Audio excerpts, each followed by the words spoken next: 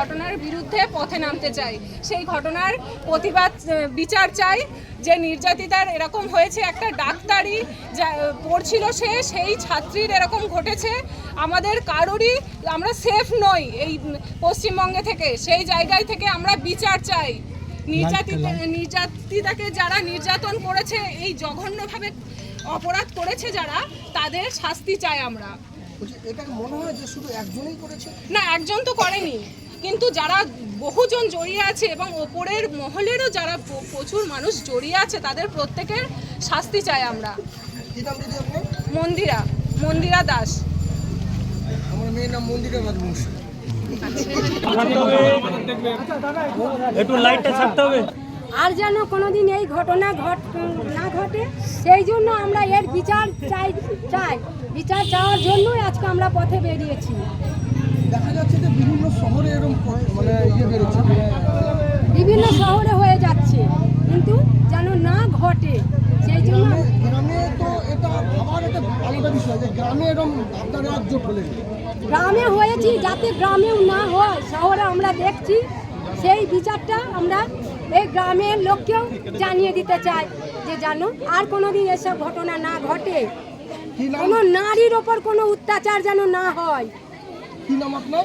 আমার নাম নয়নমণি দাস। শহরে গ্রামে প্রতিবাদ, সেটা শুধু শহরে দাঁড়িয়ে নেই, গ্রামের মধ্যে গ্রামের আমাদের প্রতি জনকার মধ্যে সেটা ঠিক আছে।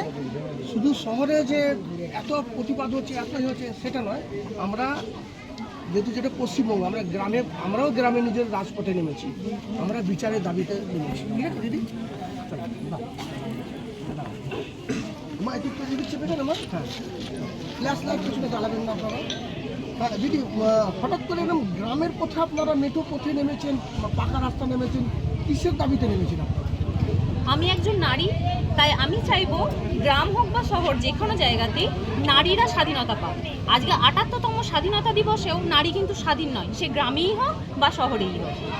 তাই আমি চাইবো, বা আমরা এখানে গ্রামেগঞ্জে সমস্ত মহিলারাই চাইবে, নির্যাতিতা যেরকম সাজা পাবে, নির্যাতিতা যেমন আজকে যাকে নির্যাতন করা হয়েছে, সেই নির্যাতকরা যেরকম শাস্তি পাবে, তেমনি গ্রামেগঞ্জে এই ঘটনা যেন দ্বিতীয়বার না ঘটে, সেই প্রতিবাদে আমরা এই মিছিলটা করছি। আপনার কি মনে হয় আরজি করে ঘটনা শুধুমাত্র একজন সিভিক ভলেন্টিয়ার? না, কখনোই না। একজন পুরুষের পক্ষে কখনোই একজন নারীকে ধর্ষণ করা সম্ভব নয়। সেখানে অনেকজন মিলেই এই ঘটনাটা ঘটিয়েছে, এবং যে নৃশংসভাবে ওনাকে মারা হয়েছে, তার প্রতিবাদে অবশ্যই সেই দোষীদের সাজা পাওয়া অবশ্যই দরকার। যাতে এই শাস্তিটা না পেলে ভবিষ্যতে আমরাও কোনোদিন যে নিরাপদ, এটা আমরা বলতে পারবো না। আমাদের সঙ্গে যখন এই ঘটনাটা ঘটবে, আমরাও যে তার উপযুক্ত ন্যায় পাবো, এটা কিন্তু আমি মনে করি না। তাই সিবিআইয়ের উপরে কি আপনাদের ভরসা আছে? অবশ্যই আছে, অবশ্যই। আমি তো চাইবো, অবশ্যই চাইবো যে সমস্ত দোষীরা শাস্তি পাবে। দিদি বলছি যে ঢিলে তালে কি চলছে, মানে তদন্ত চলছে? অবশ্যই ঢিলে তালে চলছে। এতদিন হয়ে যাওয়ার পর 9 তারিখে ঘটনা ঘটেছে, আজকে প্রায় 20-21 তারিখ হয়ে গেল।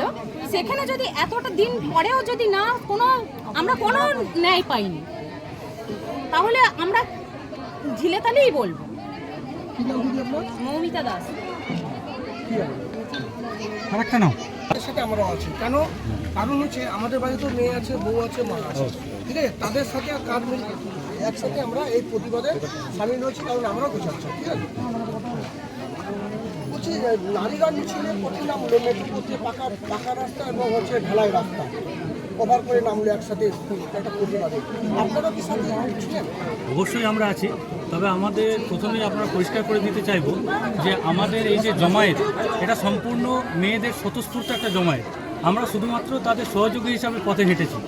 তাদের এই জমায়েত, যেখানে একটা রাজনৈতিক মিছিল করতে গেলে অনেক আগে থেকে প্রচার পর্ব বিভিন্ন কিছু থাকে, সেখানে ন্যূনতম প্রচার ছাড়া এত মহিলা যে একসাথে জমায়েত হতে পেরেছে, এর জন্য আমি সবাইকে আমার তরফ থেকে আন্তরিক শ্রদ্ধা এবং অভিনন্দন জানাই। আশা করি আগামী দিনে এভাবেই মহিলারা সমস্ত অন্যায়ের প্রতিবাদে এগিয়ে আসবে এবং সুবিচারের আশায় এইভাবেই তারা পথে নামবে। তবে সর্বত প্রার্থনা করব যে ঘটনা, যে নিন্দনীয় ঘটনা ঘটেছে, সেটা ভবিষ্যতে আর কোনোদিন না ঘটুক। এই কারণের জন্য আর কোনো নারীকে পথে নামতে না হোক, এটাই আমরা আশা করি। আমার নাম সুরজ ঘোষ।